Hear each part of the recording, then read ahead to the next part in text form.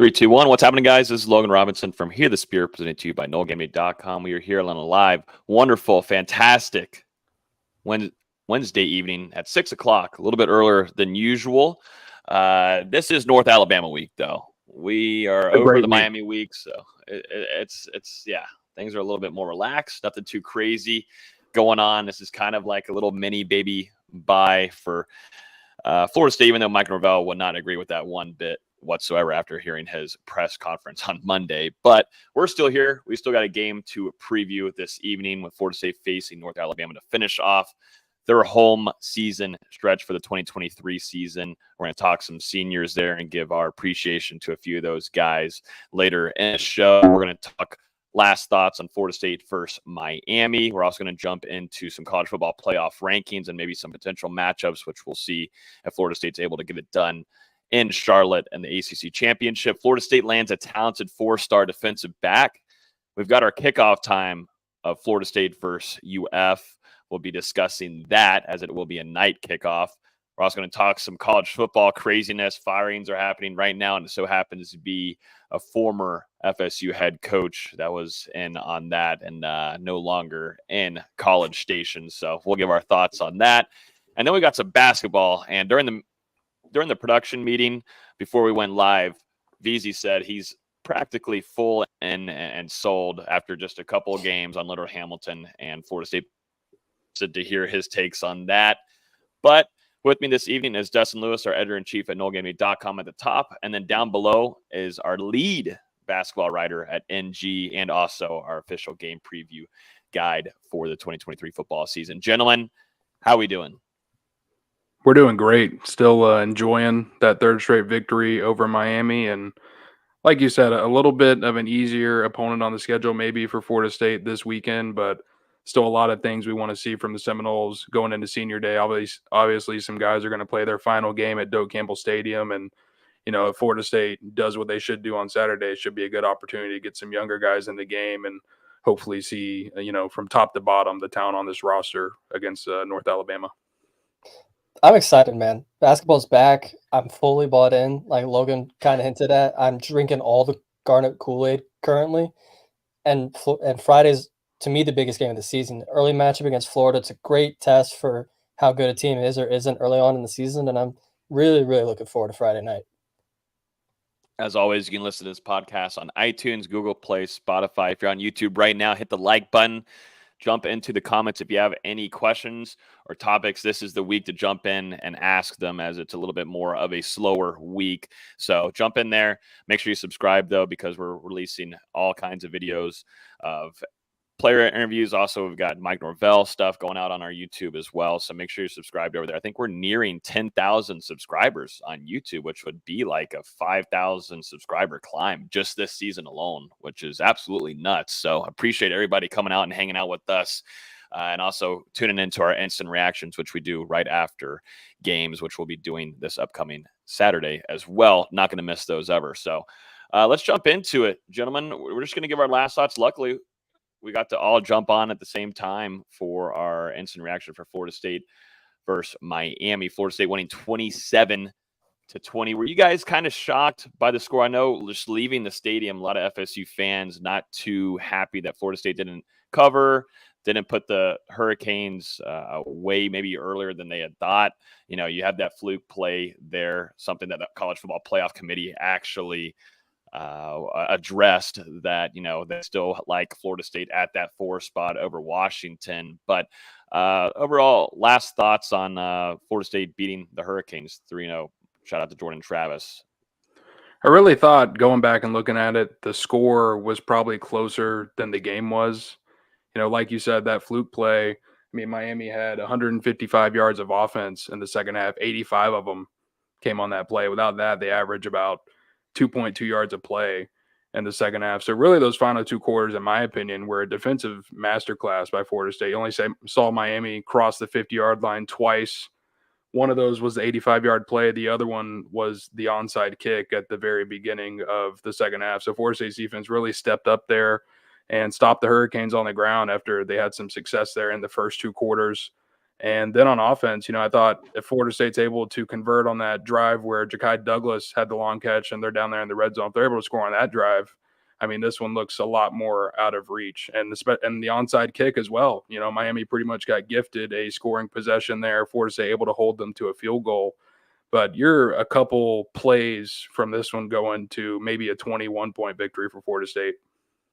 And I don't think we talked about the onside kick and the instant reaction. I actually kind of like the call. It was a perfect kick by Fitzgerald. Florida State just didn't make the play when it was there. At least the defense did a decent job of holding them to 3. And then if Conrad Hussey's in the game instead of Kevin Knowles, in the end, Miami doesn't get that last touchdown. Knowles just took a horrible angle. I agree. The score didn't really indicate what this game was. A couple fluky plays, and this is a much different ball game. And I'm glad the college football playoff committee saw that. Didn't change anything at the top of the rankings. Yeah, Kevin Knowles has kind of had that up and down season overall, and then when you have a youngster like Conrad Hussey, hey, where's the up? We're being nice. I'm not being nice here. We're being nice here. You can be mean, you be bad cop, I'll be good cop. That's fine. That way it can work. But yeah, Conrad Hussey, strong future. His career at Florida State is going to be really nice. He's just showing the signs, and Mike Norvell talking about him during the press conference.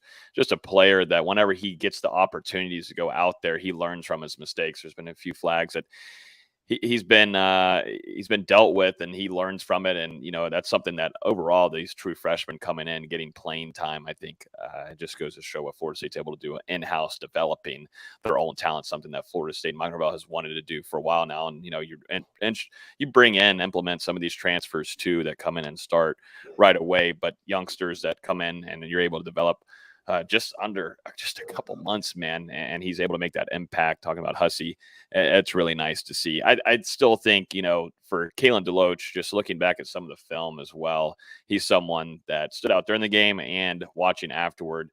Kalen, I want to see Kalen more and some blitz packages, and I think he is just better. Him and Akeem Dent, I really like in blitz packages. I think, Florida State has utilized Kevin Knowles a few times in that, but he's missed getting home at the quarterback. Let's learn from that, and let's put Akeem Dent and let's put Kalen DeLoach there, and I think you see a lot more, get better results out of those two guys and blitzing. But Kalen DeLoach, phenomenal game.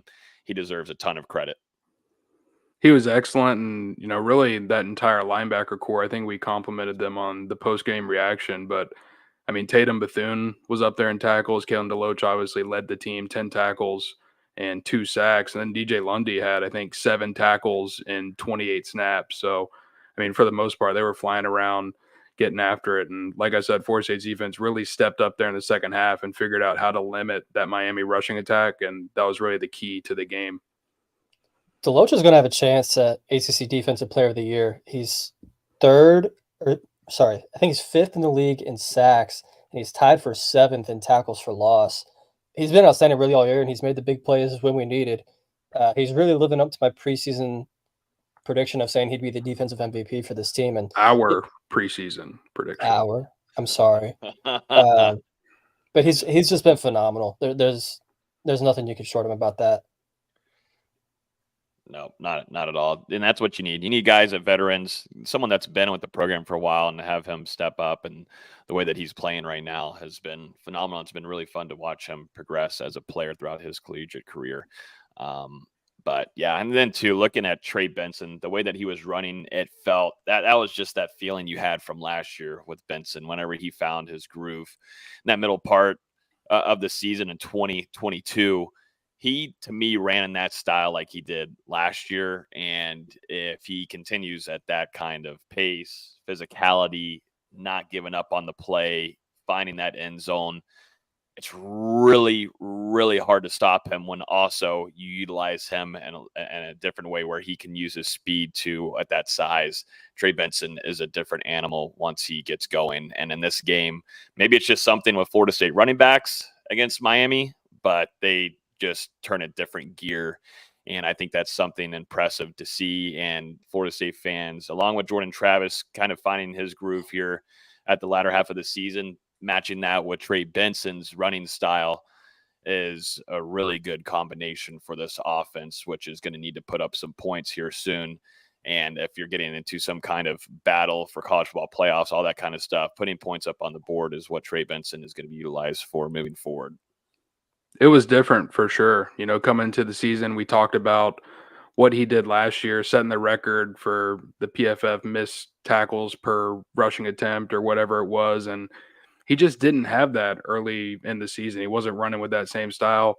I think you saw it for sure on Saturday against Miami, just physically coming downhill, no matter who's there, trying to run through him. And of course, he took some big hits during that game from some of the Miami defenders, but he just continued to go after it, power through the entire night. I actually saw him out there on Sunday, and we went back out there for some recruiting stuff, and I was surprised. He was walking around fine. I was surprised he wasn't in the ice tub all day with just the physicality that he was running with in that game. There's always something to be said when you're playing your former coach, though, especially when Cristobal goes from Oregon to Miami, decides not to take Trey Benson with him. That's always going to be in the back of your head the next few times you go up against him. And he was running angry pretty much all game. And that's what he did that same thing against Cristobal last year, which was hilarious to see. And I love how they get a shot of Mario Cristobal after Trey Benson scored one of those and on last Saturday. So it was great. And Mike Norvell giving a lot of praise to the atmosphere in Doak Campbell Stadium. It was rocking. We're up there at the very top. We're behind glass and everything, but just getting down there for the last 5 minutes in the fourth quarter, it was loud. Our guy Robert, who's been writing for us, goes to Florida State. He's in his first year. He was down there for the Duke game. I wasn't able to be down there, but he said, "Yeah, this one's a different level," and it sure was. And Mike Norvell, the whole, Akeem Dent, talking about it as well. The atmosphere that they bring not only at home but on the road, it really does help this defense overall, but the team.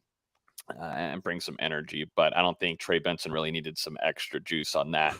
He wanted to get things done, and he sure did. But anything else for you guys on this before we move on here? We saw Keon Coleman, Johnny Wilson, 82 yards, Keon Coleman 24.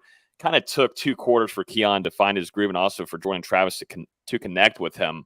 But your 2-star wide receivers, along with Ja'Kai Douglas, racking up 69 yards, great number there. Shout out to Ja'Kai for that. But nice. It is nice. It's nice to have a slot receiver here. And, we're still trying to figure out, Dustin Hill health-wise, how close he is to 100% and everything. But it's so nice to have Ja'Kai Douglas come in middle of the season, and he's also finding a lot of chemistry and finding that groove that we've seen him find with Jordan Travis and career past. He's been huge these last 2 weeks, especially. We're talking about 2 games where Florida State at one point was trailing against Pittsburgh and had to battle back in that game. And then the same thing against Miami. The Seminoles and Hurricanes were really duking it out for the majority of that first half. And then Florida State made some adjustments and was able to find some success there and pull that game out as things went on. But Ja'Kai Douglas, a career game against the Pittsburgh Panthers to spark things without Keon Coleman and Johnny Wilson in the lineup. And then once again, making a huge catch against Miami. You go back to that 2021 game, Ja'Kai Douglas had a massive play on that final drive to help Florida State eventually set up that game-winning, 4th and 14 first and foremost to Andrew Parchment, then the game-winning touchdown by Jordan Travis. And then he does the same thing here, has a huge catch that leads to a scoring possession for Florida State. I'm sure they would have liked to turn that one into a touchdown rather than a field goal, but regardless, he strikes again in this rivalry. Which they even mentioned that his game 2 years ago on the broadcast after that long catch, they said, just like he did 2 years ago. And it's good to see him emerge as that slot receiver, something we've noted that Florida State's needed pretty much all season long. Really, my only thoughts is there's been a whole lot of copium being taken by Miami's fan base, talking, we're closing the gap, not just acting like they don't have the more talented team according to 24/7, but I digress. Well, we'll have to talk about that gap for 365 more days. And that's what they will do. We know that for sure. The off-season champions, the Miami Hurricanes. So shout out to them. I can't waste any time. I saw a lot of FSU Twitter, some of the FSU beat going at it with Miami fans, but trust me, it's not even worth it. Just enjoy it. Grab a beer. Enjoy the rest of your weekend. Enjoy your Monday. Move on to the next week. It's not worth it with Miami fans at this point. It hasn't been that way for quite a long while, honestly. So we'll see them on Twitter during the off season. Some of them are going into retirement as we speak. Let's see. That's our last thoughts there on Florida State versus Miami. Let's jump into these college football playoff rankings, which we had kind of a shake-up, not too much and nothing too big of a shocker here for college football fans as watching. But Georgia at number 1, Ohio State number 2, Michigan number 3, and Florida State at number 4. Washington is right behind FSU at number 5, and Oregon's at 6, Texas 7, 8 is Alabama. What are y'all's thoughts on that top 4 grid?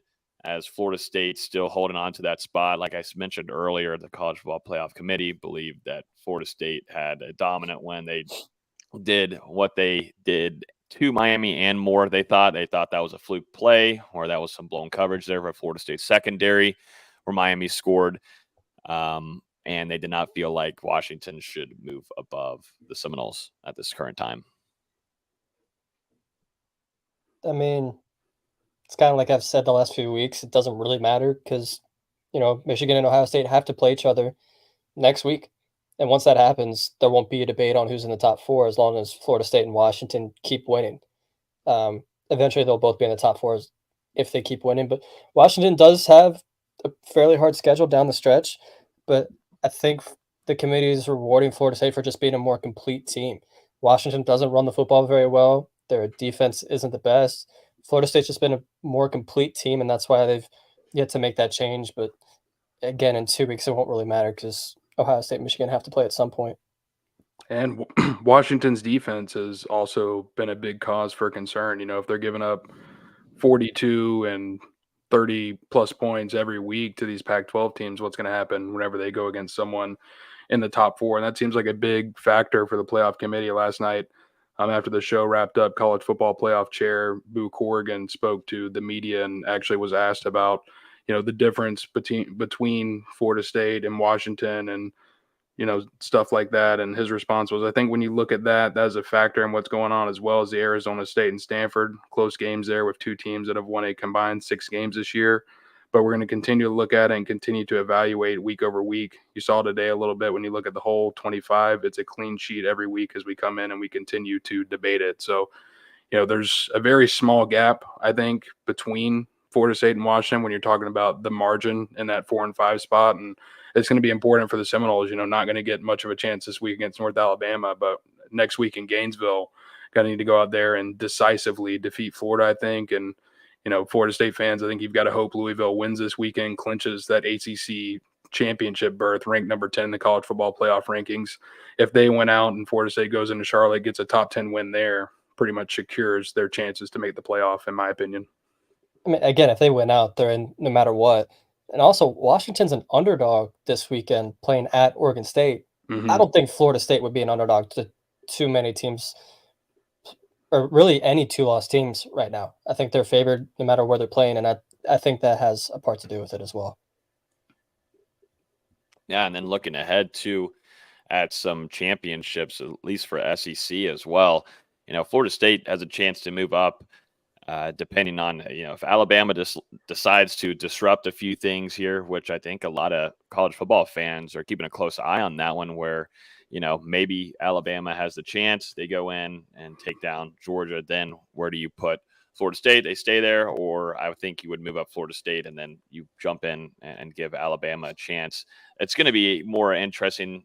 It's really just all up to Florida State and what they want to do. They're going to be facing now, unless something crazy happens with Louisville and Miami, Florida State's going to be facing a top 10 team with the Cardinals and Charlotte, which if they get that win and the ACC championship, that helps a ton on their resume as well. Mm-hmm. I've talked about it on Twitter, and I talked about it a little bit in our Discord as well. To me, the dream scenario with Florida State winning out is Alabama beating Georgia in the SEC title, Texas winning out, Washington winning out, and then just whoever you prefer in the Big Ten. To me, I'd rather play Ohio State.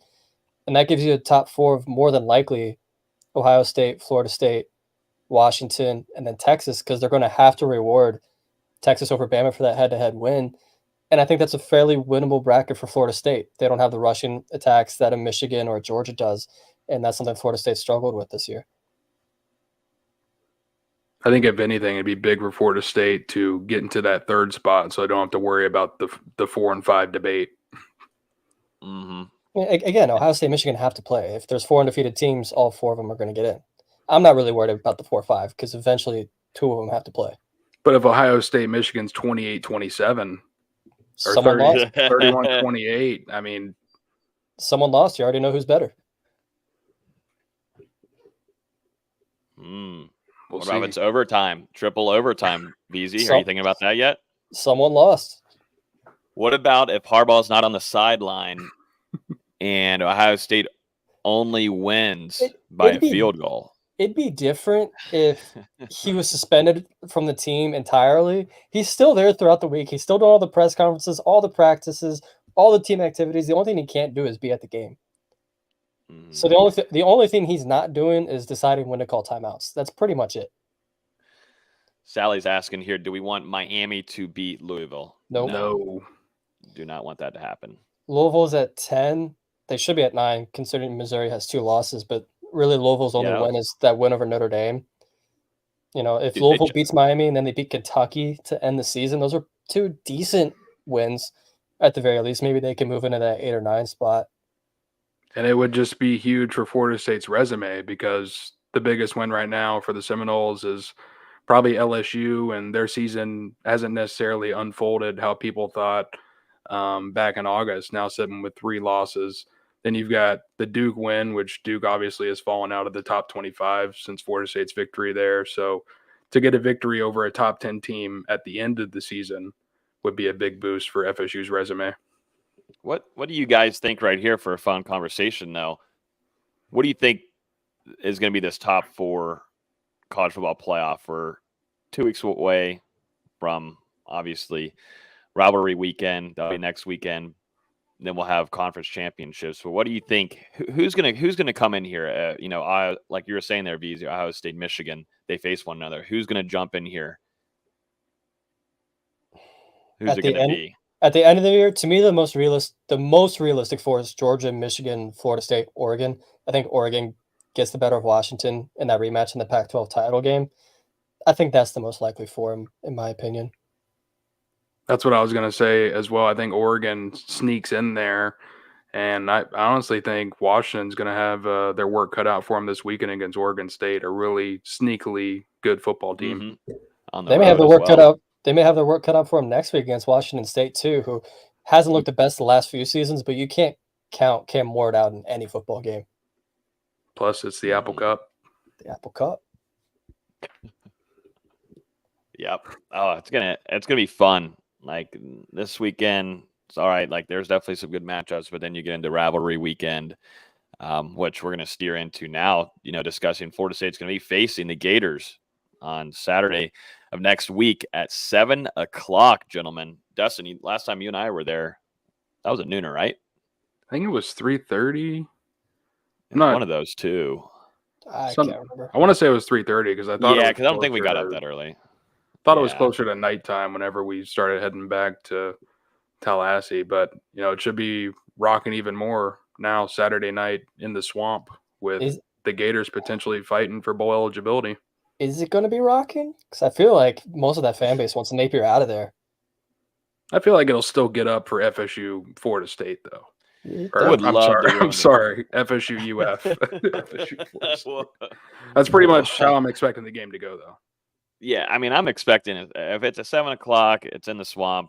They're going to show up, except for maybe, it is Thanksgiving weekend. But still, I mean, I'm just trying to think back in 2013 when Florida State was on a run like this. It was a heavy FSU crowd. I'm expecting a lot of FSU's fan base to be there. But still, 7 o'clock kickoff in the swamp, fighting for bowl eligibility, and really for Billy Napier's job. You would love to ruin, it's really just to ruin Florida State's run. That's the main thing that they want to do. And the last time Florida State was there in the swamp, I think we all predicted Florida State to win that game. Didn't happen. Florida State lost to an interim head coach. And so it was extremely disappointing listening to Jermaine Johnson after the game. Mike Norvell kind of been shocked that they lost that one. So never know. It's rivalry weekend. Not saying I'm predicting Florida State to lose that game, but I am trying to hype this up a little bit. I'm trying to hype it up. It is. That's North Well, Alabama week, man. I'm trying to keep the viewers on here. Trying yeah, to keep our ratings up. we'll talk more about it next week, but I think Jordan Travis is gonna have something to prove. Just the way that game went 2 years ago, got hurt a little bit through the game, couldn't quite finish the game how he wanted to. I think he's gonna come out firing to start that Florida game. Yeah, you think about that one. I mean, that was just the perfect storm for the Gators. Jordan Travis gets injured on the opening drive, like 3 plays into the game. His shoulder's messed up. Mackenzie Belton comes in, throws a pick. Tate Rodemaker comes in. I can't remember if he threw a pick or not, but it didn't go very well. And then you basically got Jordan Travis with one shoulder out there the remainder of the game. The defense actually picked off Emory Jones 3 times in that one, and Florida State still wasn't able to win. I do remember fourth quarter, Florida State was down 7, about to get the ball back, had a punt, and I believe it was Keyshawn Helton that muffed it, and Florida recovered. It was an ugly game on special teams and on offense, and like you said, Logan, it was very somber after the game because that was one Florida State 5-6 going into it, had a chance to get back to going to the postseason after starting it out 0-4 with obviously the loss to Jacksonville State and that really disappointing stretch at the time, and then that happens in Gainesville. So you've got to thank Florida State, not only the players, but Mike Norvell and his coaching staff. They've got a real chip on their shoulder and want to go into Gainesville and prove a point against the Gators. But they've still got a sour taste in their mouth despite winning last year. And now Florida's going to be in that same situation more than likely. Just they obviously didn't start the season off the same way that Florida State did in Norvell's second year, but in Napier's second year, they start off 5-2. They've now lost 3 straight. They're playing at Missouri next week, who just absolutely blasted Tennessee. And then they potentially play an undefeated Florida State at 5-6 for bowl eligibility. It's a tough position to be in. Really tough situation. Colston here from YouTube's asking, if Jaden Daniels wins the Heisman, should that improve FSU's resume? I don't know if it improves FSU's resume. I think they're going to do just fine if they're winning games, but it sure does improve Adam Fuller's resume. I'll give them that. I'll give them that. That's for damn sure. Adam Fuller was in his bag in that game, gentlemen.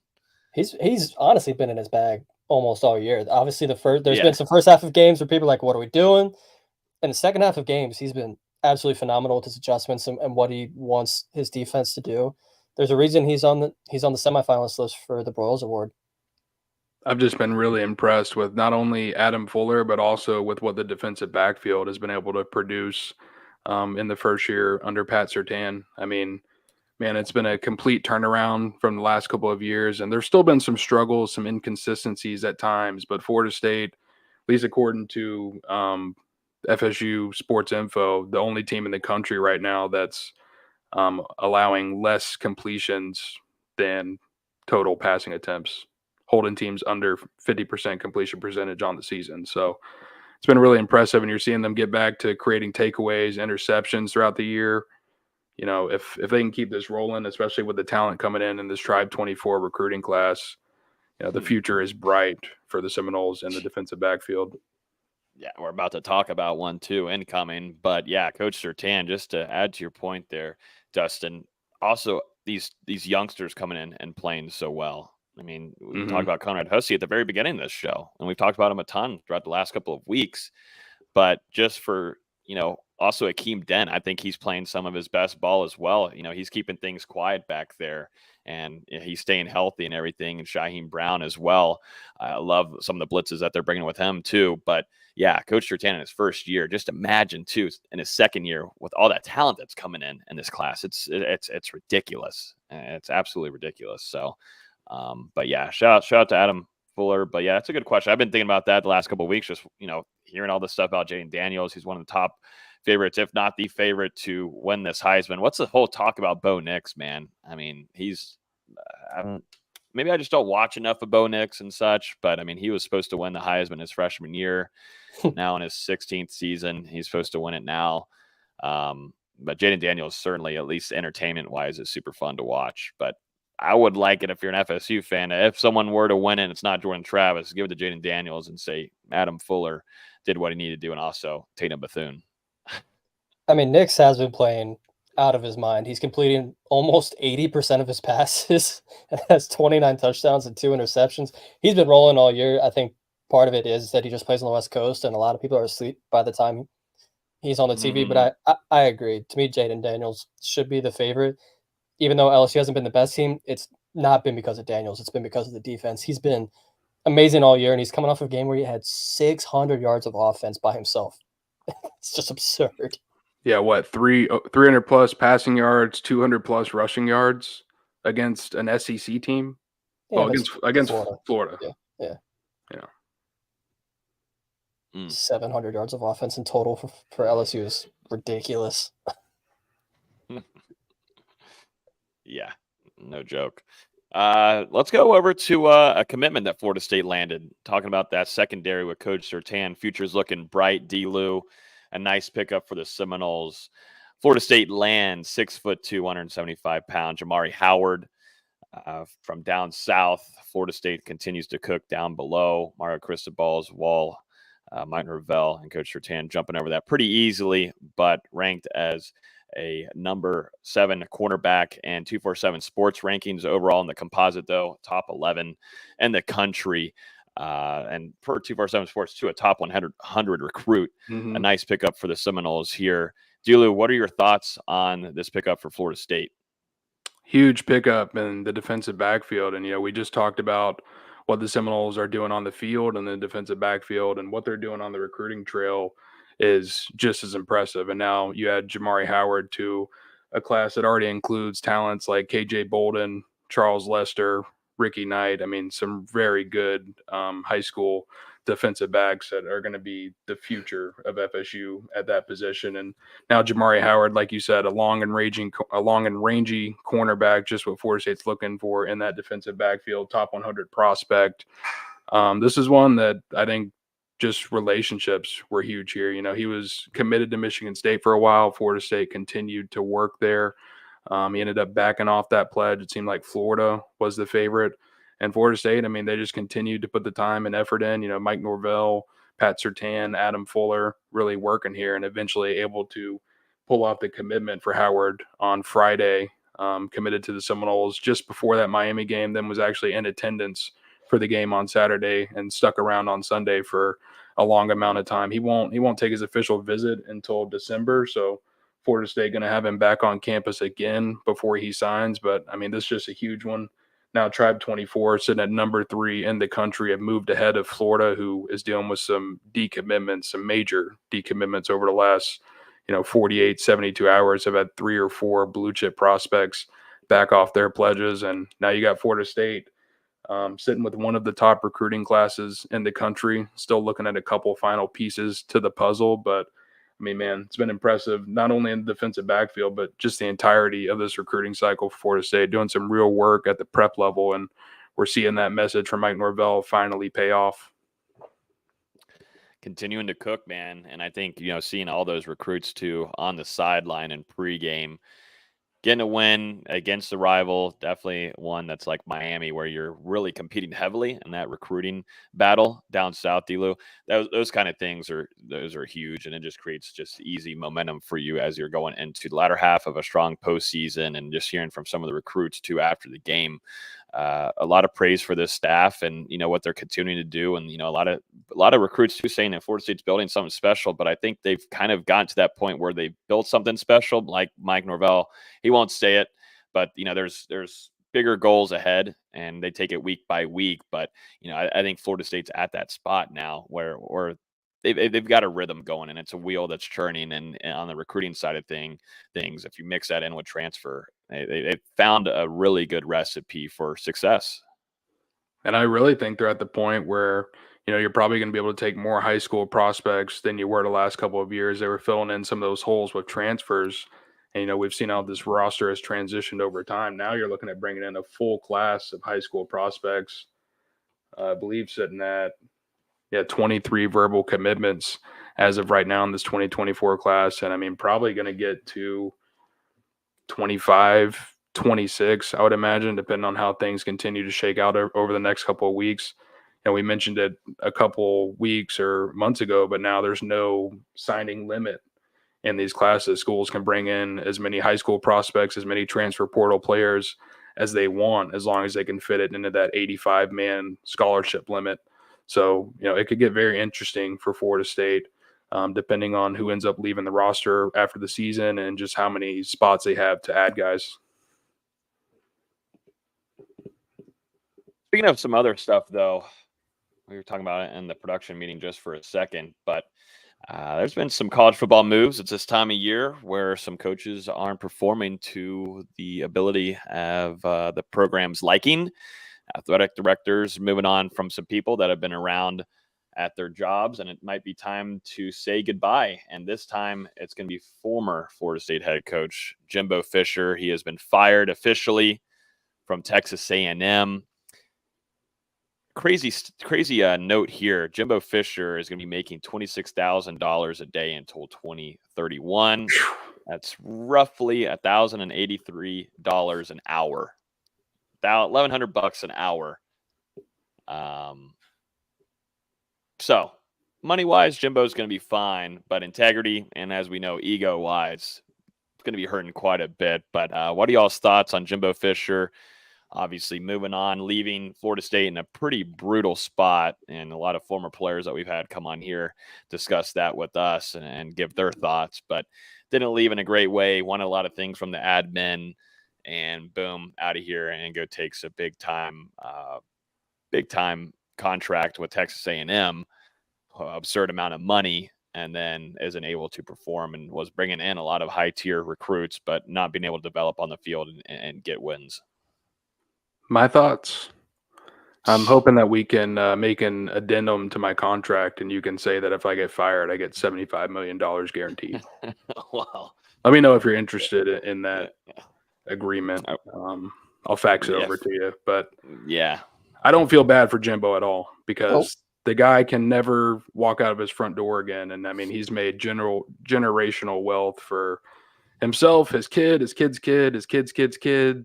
I mean, the list goes on for a while. But yeah, it definitely didn't work out how he was thinking at Texas A&M. I can't say that I felt really bad to see the downfall in College Station. It's even funnier that it comes after a blowout win over Mississippi State, and former FSU quarterback commit Chris Parson getting his first start over there. So a funny weekend for sure. Jimbo Fisher, I don't know. I don't know where it goes from here. I kind of feel like he's going to end up taking a year off, but I could also see him ending up maybe somewhere like West Virginia if that job ends up coming open. So we'll see where it goes. But Florida State, I believe Mike Norvell, more 10-win seasons at FSU than Jimbo Fisher was able to accrue at Texas A&M. And, what are they going to do with that trophy now? Throw it in the trash. Right. Melt it down for, save a little bit of money on the buyout? Maybe. Yeah, a little bit. Just do a little small dent to it. Scratch. It has to be the only time in college football history that both coaches are fired following the game, right? Because Mississippi State's coach was also fired this week. Kind of a funny situation, if you ask me. It was interesting to hear the rationale behind the firing now, just from stuff I've heard on podcasts and boards and whatever. Just Texas A&M didn't want to give Jimbo that chance to go out and beat an LSU at the end of the season, and then they can rationalize, we can keep him around, maybe he can get us back. It's interesting that they're just ripping the Band-Aid off now and said, let's pay him the $77 million just to get out of here. It's certainly a move, certainly showing how deep their pockets go. Not only to buy him out, but they're going to have to buy a staff out after the season. They're going to have to buy someone else's contract out to get him away from whatever school he's at currently. I mean, they're going to be $100+ million in. You're looking at like 150, I think. I mean, I'm just talking about paying for this year, not the entire life of the next coach's contract. They're looking at paying $100 to $110 million for one coach in one off season. It's frankly absurd to me. It just does not make sense in my head. But frankly, it's Jimbo's own doing. He couldn't adapt to the way college football was going. He was too stuck in his own ways. He kept calling his own plays for the offense. He couldn't hand the reins to someone else. And he's too loyal to his own guys. He couldn't make the tough decisions on staff with the roster. It's really Jimbo's own doing, and maybe he learns from that at his next stop, whatever it is. Personally, I'm going into retirement with 77 M's in the bank and living a happy life. Yeah, I mean, what an epic buyout. It's fully guaranteed. So even if he gets a job somewhere else, it doesn't help pay off any of the buyout. And it gets more absurd than that because of how much money is due to him, like up front. I gotta pull it out because I think it was like 20 something mil, some wild number, and then another 23. couple mil 60 days after that. um I do not feel bad for him. I would feel bad for anyone watching this show if they got fired. Jimbo, not at all. I'm sorry. yeah. So for in the first 60 Fire me days, tonight, Logan. Fire me right now. I don't have 75 M's to give you though, brother. in the first 60 days, they owe him 19.3 million.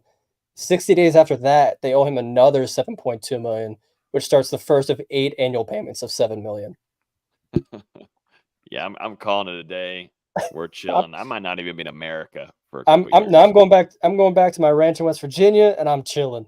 No one's ever going to hear from me again. If You're going to be at every country concert though, like you will be tonight. yeah, I would be. I'm talking about if I'm Jimbo, I'm going back to my ranch in Mhm. West Virginia. Nobody's going to hear from me ever again.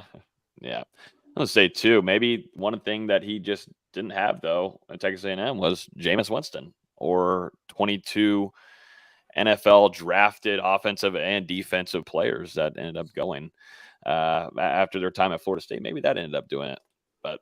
Yeah, there was a list of quarterbacks that came after Jameis under Jimbo during the rest of his time at FSU, and since he's been at Texas A&M, and it was not pretty. I mean, wow. Yeah, I'm going to share this real quick too, looking at some of the this is so much fun to do. But these are Who's that on there? Odds. Mike, who that is? Mike Norvell? Mike, how do you say that? Mike Norvell. Whoa. Let's tied with Mike Elko there for the favorite to go to College Station. What are y'all's thoughts on that? How is Dabo not listed? Because if we're just going off of what coaches have said this week, Norvell's absolutely flat out denied it. Dan Lanning's absolutely flat out denied it. And there was someone else too. I had his name and then I lost it. Oh, Dion. Dion said, I pay taxes here. I'm good. Whereas when Dabo was asked about it, he's like, must be November. Like he didn't say no or anything. He just kind of just brushed it off. Like, see, like Dion, that's interesting. The media there. I mean, if I'm a media member in Colorado, I'm driving the traffic. Just knowing off of our network, our network, the number one site in college football is our Colorado site. So I'm just driving it. I'm eating it up. I'm asking Dion. I mean, they do ask Dion the silliest things, but it does drive traffic. But any kind of odds things like this, you've got Lane Kiffin at 5-1, Dan Lanning 6-1, Mike Elko 7-1, also with Mike Norvell at 7-1, and then you've got UTSA's with Jeff Traylor at 10-1, James Franklin 12-1. But yeah, Dabo's not on this list, but Deion Sanders 20-1, and then down at the very bottom here, Urban Meyer 20-1, and Bill Belichick 50-1. Baby, he's going to go from leaving the Patriots. He's heading over to Texas A&M. He wants to stress out even more. It's got to be really fun to work for these gambling companies. You just think of names and just throw them in, and you're like, yeah, 7-1 works. Why not? Yeah. To me, the names that make the most sense are Mike Elko. Obviously, he's a defensive coordinator there, and he's a fantastic coach. He's done more with less than arguably any coach in the country at Duke so far. Jeff Traylor knows Texas as much as anybody, and he's got UTSA as good as he could possibly get them. You know, Cliff Kingsbury, maybe he's been out of college for a year. I could see him coming back. And then Lance Leipold, however you say it, at Kansas, he's done as good of a job as anybody has done there. I can see him fitting into Texas A&M pretty seamlessly. I just don't think that they fired Jimbo and spent all that money to hire Jeff Traylor, and I don't mean that. Trust me, I agree. I'm just saying that would be the best fit. Would be Elko, Traylor, and Leipold, in my opinion. I think you're looking for a big splash type guy here. Oh, I'm sure they've already called Dan Lanning's agent and said, "How does 8 years, 120 million sound?" Yeah, exactly. Maybe even Kalen DeBoer from Washington. I mean,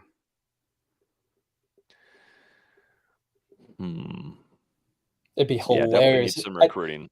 Honestly, Lane Kiffin would be the funniest one though. I would die of laughter. Jonathan Smith incredible. from Oregon State would be a pretty good hire. I don't know if it's quite a splash hire, but what he's done in Corvallis, I mean, I think it speaks for itself. Not many people, well, just about no one has been able to do what he's been able to do there. Yeah, I think with James Franklin is always put into every coaching search, no matter what, who it is, where it could be, no matter what. James Franklin's always there, but you're not really going anywhere, James Franklin. I think we all can agree here that he's hit his limit. There's not going to go. He's not making that college football playoff unless something horrific happens. I mean, well, now we have a 12 team. We have a 12 team, but if we're sticking with 4-team playoffs, Ohio State, Michigan, it's going to be tough for James Franklin ever to reach that bar. And even when Jim Harbaugh is not on the sideline coaching against him at home at Penn State, he's kind of already hit his. And Dan Campbell from the Detroit Lions isn't going anywhere as well. Maybe I don't know. Maybe James Franklin talks himself into going, I'm never going to beat Michigan. Like, maybe I'm never going to beat Michigan and Ohio State. Let me just go get paid. And he goes and gets $100 million from Texas A&M for like 6 years or something ridiculous. That would be so silly on A&M's part. He'll definitely be in the running because it seems like every coaching job you hear James Franklin, Jimmy Sexton, he does. He gets it. Oh yeah, he gets a raise every time.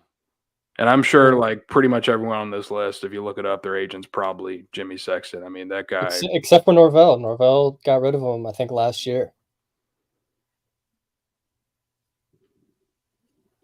And to FSU fans, I was just seeing everywhere on social media just talking about, it's Mike Norvell. Oh my goodness gracious, we got to keep Mike Norvell and everything. But just keep in mind who your AD is now. Things have changed a little bit in administration at Florida State, and I would believe in your AD with Michael Alford, and I would be pretty sure that he's got things handled there on that side of things with how Florida State has turned things around with the amount of horrific culture locker room that Norvell had to work with immediately once arriving in Tallahassee. So yeah, Alford, just trust Alford. That's what needs to be tweeted more often.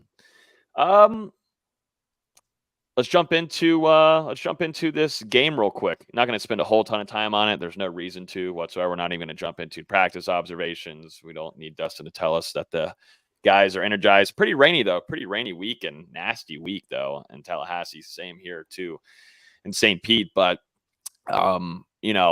anything worth noting at least from practice? D-Lou, saw Kentron Poitier and I saw that you mentioned him. But anything really worth mentioning before we talk a little bit about this North Alabama matchup? Not a ton. I would say, it's a good sign for Florida State to see Kentron Poitier continuing to make progress. Had a really good day on Tuesday where, he was just making catch after catch, no matter the period. Team drills, 1-on-1, 7-on-7. KP was constantly getting into the action. Had some really tough catches there on the sideline a couple of times. So, I think with him, being a breakout player that we saw in the spring and now being set back by this injury the last couple of months, it's huge for him just to continue making progress, and hopefully he can begin to assert himself, because if Florida State gets a 100% Kentron Poitier out there alongside Johnny Wilson and Keon as they get back into form, and we're seeing Ja'Kai start to find a rhythm. Hopefully Dustin Hill is able to get back to 100% after suffering that leg injury a couple of weeks ago. But, he's been getting back into the lineup as well. And Deuce Spann and Hakeem Williams were dressed on Saturday. So it seems like this Florida State receiving corps is starting to get back closer to full health. And honestly, it's coming at a good time with Florida State getting to the tail end of the regular season.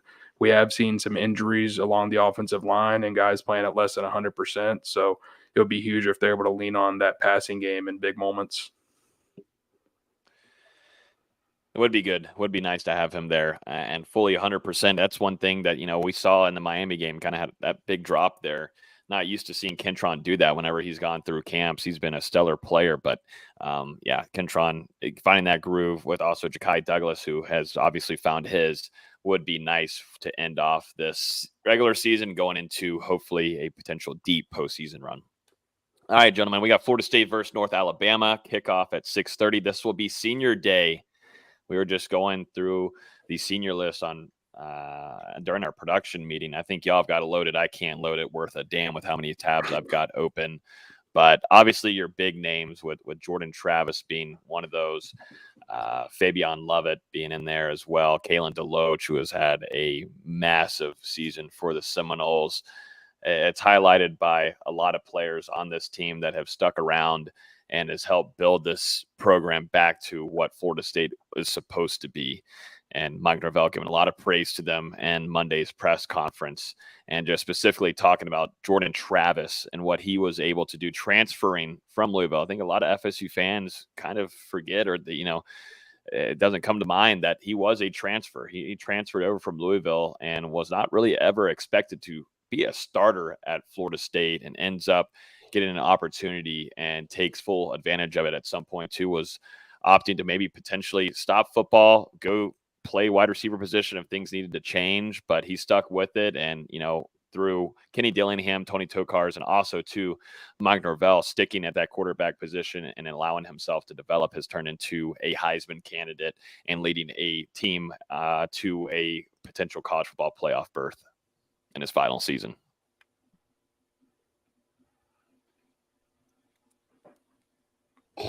And that's Jordan Travis's career right there, gentlemen. Should I read That is off? it right there. Yeah, I was Should I waiting read on. off like the whole list? Or Yeah, give us a list so then people, whenever they're in the stands, they can be ready. Because I would suggest a lot of FSU fans get in Doak Campbell Stadium earlier than usual to applaud some of these players that are going to be walking out there. So only 16 seniors on the roster this year for Florida State. Defensive lineman Fabian Lovett, defensive back Akeem Dent, linebacker Kalen DeLoach, defensive lineman Dennis Briggs, defensive back Jarian Jones, defensive back Renardo Green, quarterback Jordan Travis, linebacker Tatum Bethune, defensive back Dwayne Wells Jr., defensive back Don Jaltine, long snapper James Rosenberry, The legend. defensive lineman Braden Fisk, defensive lineman Bless Harris, or offensive lineman Casey Roddick, offensive lineman Dimitri Emanuel, defensive lineman Dylan Brown, and kicker Tyler Keltner. Man, oh man, it's a pretty lengthy list there, but Not really. I think Not as much lengthy for as some names. impactful. Like there's a lot of impact guys on that list. Like that last year's senior list was, I don't want to disrespect those guys. Just wasn't as strong. We'll just leave it at that. Mm-hmm. I was going to say more, but I'm not going to say more. But yeah, no, definitely more of a star-studded maybe senior list here. I would expect Jay Trav to be the last one walking out there on Saturday. But yeah, do it in alphabetical order.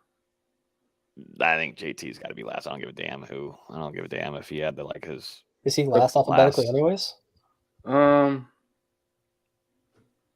he is. So no, they got Wells on there. Oh, Wells. What do you mean Roddick, bro? A B C D F G H I J K L M U R U S. Damn it! Wait, no, he'd be before him. Anyways, there's no way Jordan Travis should be like in the mix of a few walk-ons, and then you've got your star quarterback being named on there. Make sure he's last. Let's do it right. Let's don't be silly with it.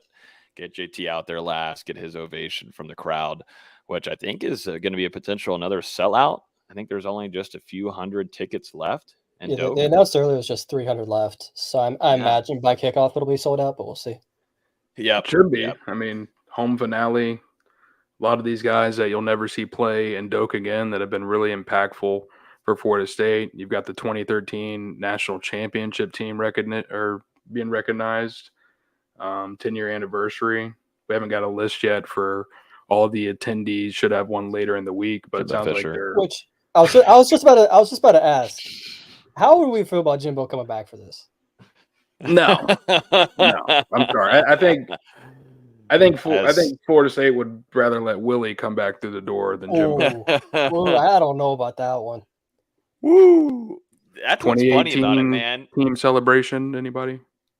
What are we celebrating? Yeah, put in the That they're chat. no Let's see in the longer at chat. Let's Tallahassee? see what the chat says. We got over 100 people in here live with us this evening. Put in the chat. Who would you rather see come back if it were to happen? You got to pick one: Willie Taggart or Jimbo Fisher. I'd be interested to see the take here. Obviously, Jimbo left Tallahassee in an ugly way, but he still won a national title. Like at the end of the day, that matters. Whoa, I did not mean to click that, but hey, there it is. And hot take, Jimbo wasn't wrong about anything he said. He just went about it the wrong way. There's a reason that since he's left, Florida State's finally gotten that the football only facilities, renovating all the facilities. They're renovating Doak. There's a reason all of this is happening. Terrell says on YouTube, Willie, so we can start swag surfing, which they have been playing that a few times at Doak. I've heard it. So I think we just make Willie honorary 2013 FSU coach in the record books. Please, no. He's too busy. Willie's too busy with the Baltimore Ravens, though, coaching the running back room. So he might not be able to make it, sadly, which sucks. But that does suck. But also, Willie does not need to be back here anyways.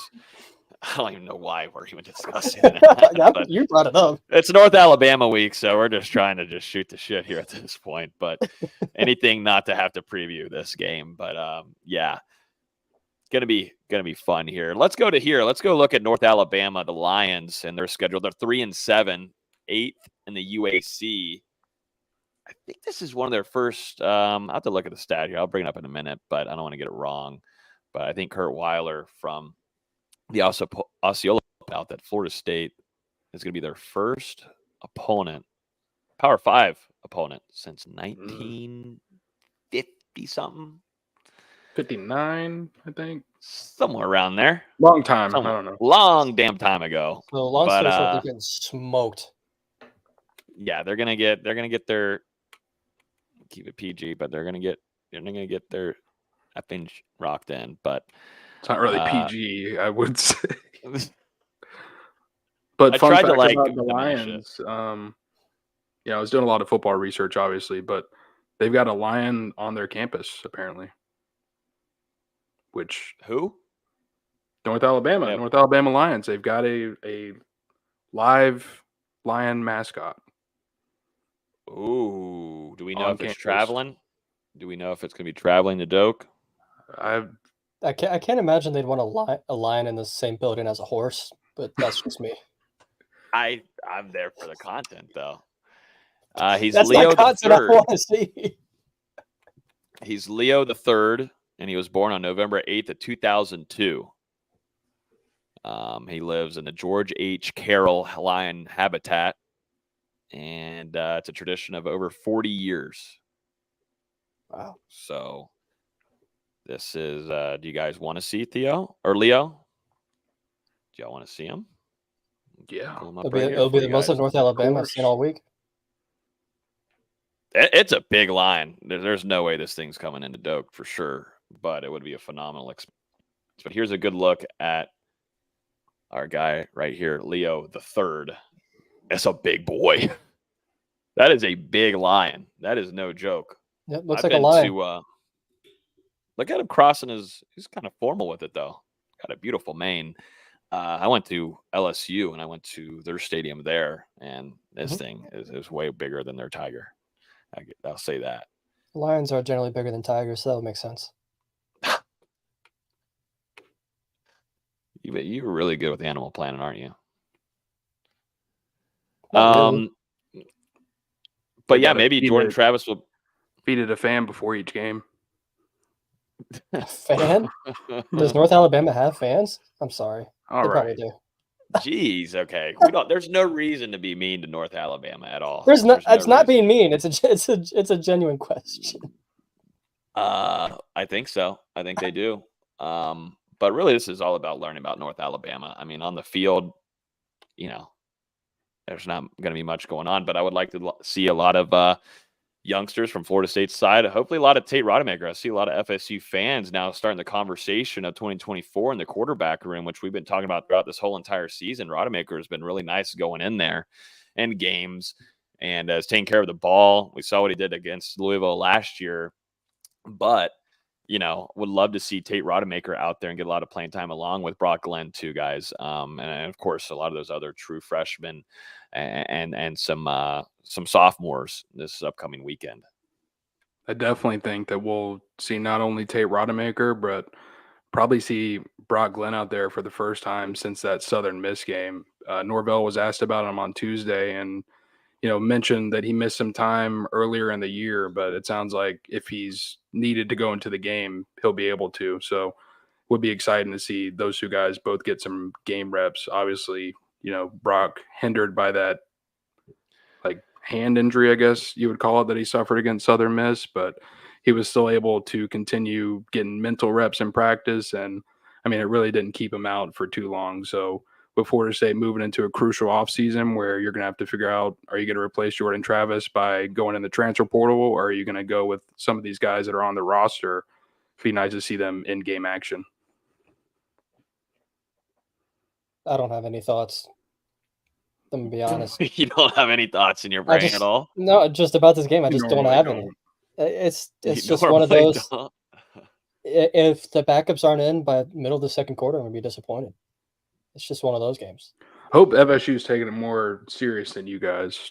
I mean, I fully expect Norvell is taking them way more seriously than I am, sitting on my couch from Charlotte, North Carolina. But I mean, I still have every couple of weeks I wake up and I hear the Gamecock chant in my ear from Jacksonville State in 2021, and I can see Jarvis Brownlee just missing that tackle. Yeah, well, luckily Brownlee made it up to us the next year at Louisville.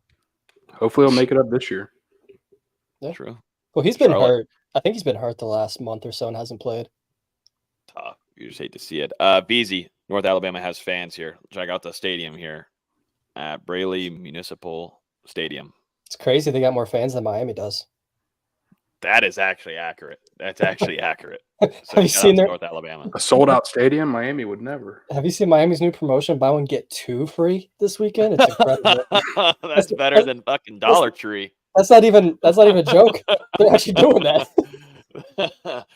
Damn. Double BOGO. BOGO on BOGO. I think it's just for Coral Gable residents, but still. Shit.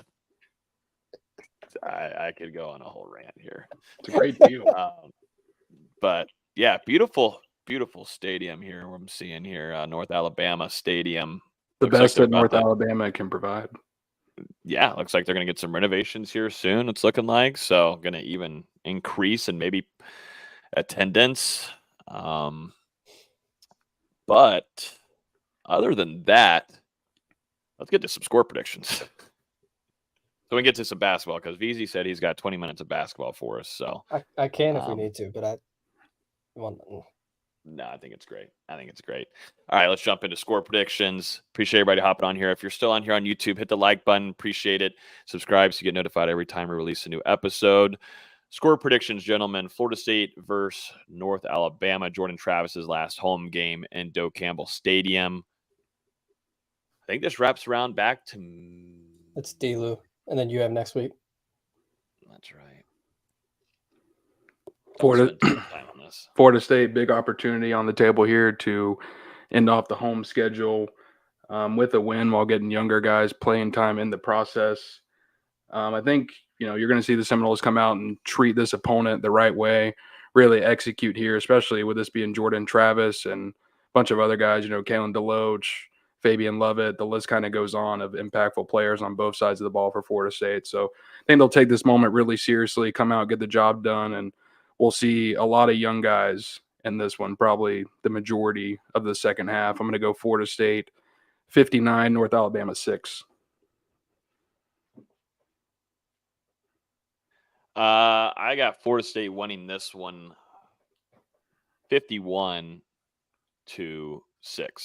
at home for Florida State. And the biggest thing to me is stay healthy, number one, leave healthy, and then also get a chance to see some of these youngsters get out there on Saturday. But the biggest thing, just try to stay healthy. And I think, too, I would like to see this offensive line get in for a little bit and get the hell out. This offensive line needs to be fully healthy for their matchup against the Gators next weekend. And you could just tell, Maurice Smith is holding on by a thread, it looks like sometimes down there on the field, and would love to get some of these guys out and early in this game and give them some early rest. So that's me, 51-6. Surprised y'all are going so low on the score. I've got 69-0, and that's a legitimate take. It's a legitimate take. I was going to say 70-6, but I'm like, I don't think they're going to score. So 69-0. Okay, so they didn't score. That's why you picked 69. Okay, that's your reasoning. Nice. Also, this prediction did not work out last week, but I'm going to predict that Jordan Travis hits that 100th touchdown. He is at 98 as of now, so he needs 2 touchdowns, and then I think he's going to get 1 more and 1 more. So 4 total touchdowns on the day to get to 102 in his career. I don't even know if he's going to play enough drives to get 4 touchdowns, to be honest with you. 4 straight touchdown drives. But this may be 21-0 early, and they just get the backup center early. Yeah, and then too, dude, if Trey Benson keeps on finding these little seams, man, he just might put it away on his own. So I don't know. We'll see. It might end up happening in Doak, or it might happen in Gainesville, and not even would Benson. Also be fun. Yeah, not even Benson. Rodney Hill could just go out there and run for 203 touchdowns early on. His running style could, yeah. I think they're going to give him some early burn. He only needs 2 to get to 100. I get it. He'll get his 100 this game. It's the perfect time to do it on senior day. Let him get his 2, then let Tate and the backups go do their thing. Hey, you'll have the piece in drafts though, right, D'Lo? Ready to go? Probably had it ready for a week. Got it ready in my brain. Robert could, yeah. Robert, if you're listening, highly doubt it. He's not. He should be enjoying college. He's got to take this internship more seriously. We're gonna have to have a talk. Up, Robert. After you had him out there for damn recruiting all day, poor kid. Oh, I'm sure for 18 hours. I'm sure he hates his life. That was absolutely miserable. And then it just hurts. Like it's like getting stabbed in the heart because you're waiting out there for Jeremiah Smith and you're waiting out there for David Sanders. So the number 1 recruit in the 25 class and number 1 recruit in the 24 class, and you watch them both just drive off. You're like, oh, bye. Yep. And you're like looking at Robert like, isn't this fun? Don't you want to come back and I'm like Robert for another year? I'm like Robert, today's a good lesson. Sometimes you just take the L. Actually, most of the time you just take the L. Yeah. And that's recruiting. 100%. All right, let's finish off this show with some basketball updates from VZ. Like you were saying earlier, he's fully bought in after beating Kennesaw State and Central Michigan. Fully bought. That's over. Florida State to the ACC tournament as being one of the top seeds, and also to March Madness deep run. Get ready. Here we go. Leonard Hamilton's back. Florida State was losing these games last year, and it wasn't even particularly close to Stetson, Troy, Siena. Like, they were getting beat by these teams. Kennesaw State's not a bad mid-major. Obviously, they lost a lot from what they were last year when they were in the NCAA tournament, won a bunch of games. But they still have pieces. Simeon Cottle's a good scorer. They still had Terrell Burden, who was all-A son. They've got some good pieces. And to hold them to, 18% from 3, really Florida State's 3-point defense in both of these first 2 games has been pretty impressive. And it's easily the story of the defense for me. Last year, they were one of the worst defenses in college basketball, giving up the 3, I think, at 38%. Let me fact check that real quick. 37.6%. We'll round up. And the fact that they've been holding these teams to 18%, to me, pretty impressive. I get it's not going to be your high-end talent. Central Michigan's the worst team in the MAC. Kennesaw State's a good team in their conference, but they're not good in comparison to the rest of Florida State's schedule. But Florida State actually looks like a competent basketball team. They're moving the basketball. They're getting an assist on 2/3 of their field goals made, which is an incredible percentage. They're guarding the 3 well. They're not giving up second chance points, even though they've been giving up offensive rebounds. They've been doing a good job of limiting teams from getting those second chance points. And they're just causing havoc defensively. I think they've forced 37 turnovers in 2 games, or 38, something crazy like that. it's like Leonard Hamilton wants to play. They're playing with depth. They're playing together. It's never just one person's night. I think last game against Central Michigan, there were 6 players in double figures, and no one played more than 26 minutes, I want to say. It's how Florida State wants to play, and if they keep playing this way once Jalen Gainey's back in the rotation in a couple weeks, this could legitimately be a good basketball team, and we'll find that out Friday night against Florida, which should be a fun test. It's been a fun start for Florida State. I mean, you're talking about a 56-point margin of victory in these first 2 games. And like you kind of said, Austin, I mean, these were the games that Florida State was losing in, frankly, embarrassing fashion a season ago. I thought the game against Kennesaw State was going to be kind of a good barometer, of what we were going to see from Florida State earlier in the season. I thought it was probably going to be pretty close, maybe a single-digit outcome in one of the team's favor. So to see Florida State go out there and, I mean, just run all over Kennesaw State. I mean, it was a blowout in the first half, and a lot of that game in the second half was garbage time. And I mean, the game against Central Michigan, pretty much all of it was garbage time. Florida State is just going out there and getting after it. And I think you can see Jameer Watkins and Nickelberry really assimilating well with the team, along with, obviously Darren Green Jr. coming out really hot. And I really like what I've seen so far. I like to see him get some more playing time moving forward. Taylor Bowen seems like he has a ton of potential as a big man for Florida State, 6'10", but his ability to dribble and then just also his ability to move. He's really fluid for being that tall. Top 100 recruit coming in, true freshman. He's going to be a nice piece as he continues to get into the system. I tweeted Monday early afternoon that I'm going to be doing like my 3 favorite clips from the game before on the next game day. One of my favorite clips was Taylor Bowen's really his first defensive possession. Simeon Cowdle, who's this 6'1" lightning quick guard for Kennesaw State, sees this 6'10" slender man out there and goes, "Oh yeah, I'm gonna take him off the dribble. I'll be fine." And Bowen completely shuts him down, forces him into a tough step back, and Bowen recovers and contests the shot beautifully. It was as good as you could possibly hope for someone of his size, and he's going to be a really, really unique piece moving forward for Leonard Hamilton.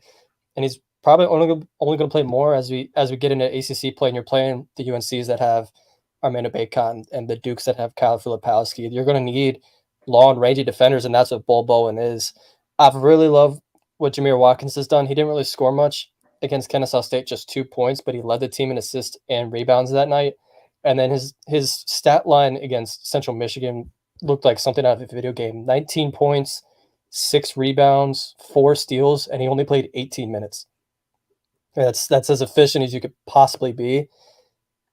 I'm loving what this team's doing defensively. They do absolutely still need to clean stuff up. They're far from a perfect team, but they're worlds better than they were last year. They've got to be better defending straight line drives. They got to be better on the defensive glass, which honestly, until Jalen Gainey comes back, I don't know that's really going to be fixed. And then they got to be better about defending without fouling. They were great about it in the first half against Kennesaw State. Since then, it's been kind of tough. I want to say Kennesaw State shot 25 free throws, and then Central Michigan shot 31 or something crazy like that.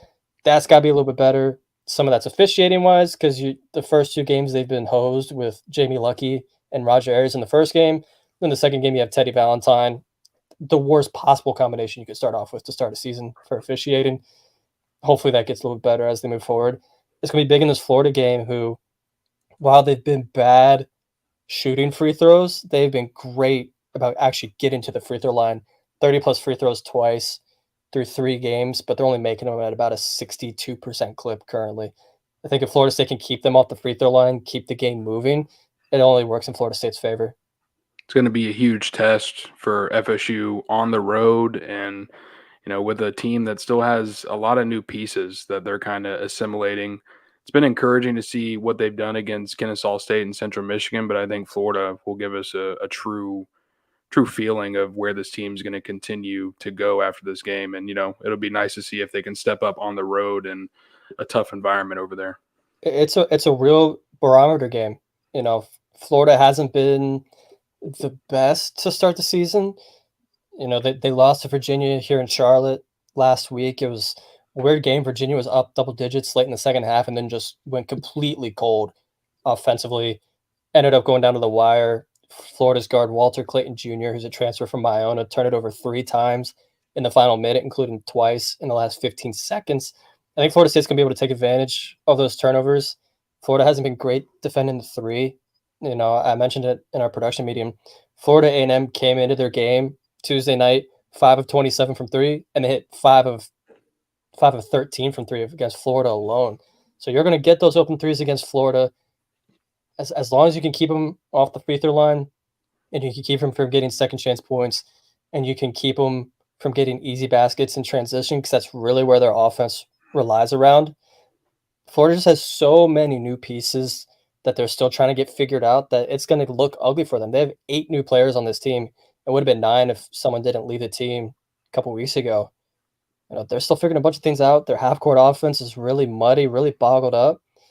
And arguably their best player, Zion Poland's been suspended the first 3 games of the season.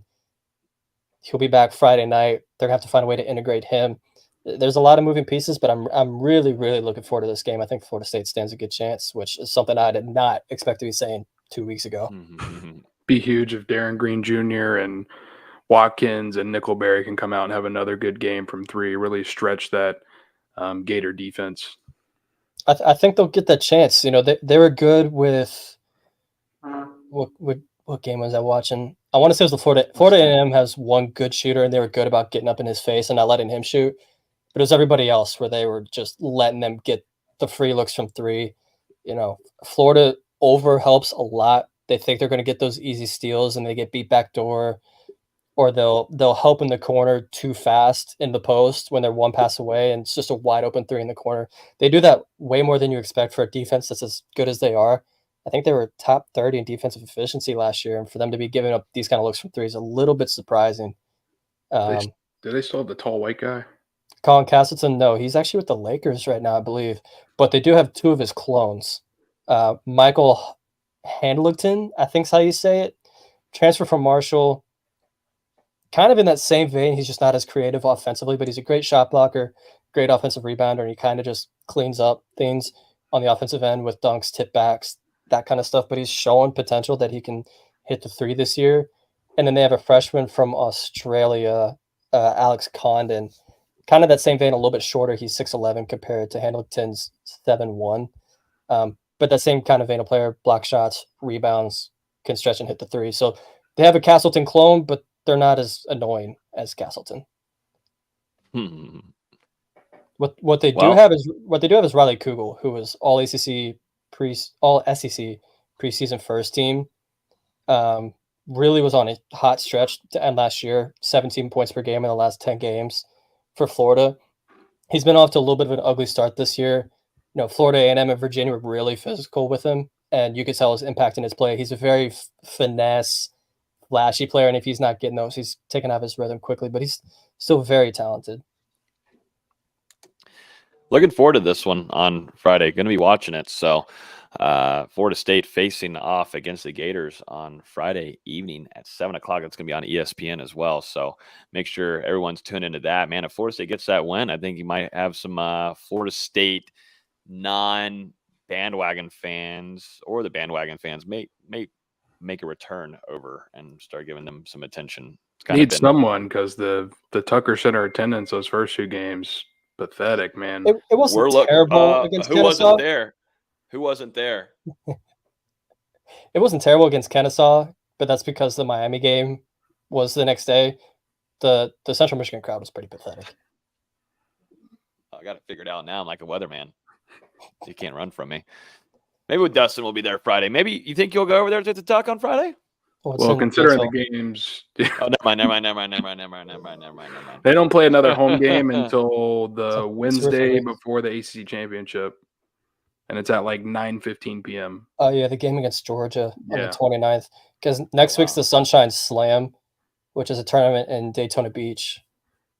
And then it's the Georgia game the week after. Gotcha.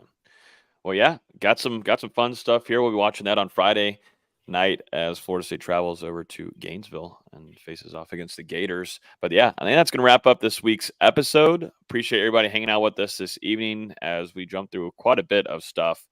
throughout this show. But as always, you can listen to this podcast on iTunes, Google Play, Spotify. If you're on YouTube right now, hit that like button, hit subscribe so you get notified every time we release a new episode. We'll be here live on Saturday evening, giving a quick instant reaction to Florida State's hopeful win. Just me and VZ, hopeful win against North Alabama and Theo, the third Lion. But yeah, that's going to do it. We'll see y'all on Saturday evening. And after that, it's on to Gator Week, man. It's quick. Go from Miami, get a little break, and then you're off to the Gators. So good, fun stretch of shows for us as we head into postseason play. Everybody, enjoy the rest of y'all's week. Have a great weekend, and we'll talk to you guys Saturday night. Peace.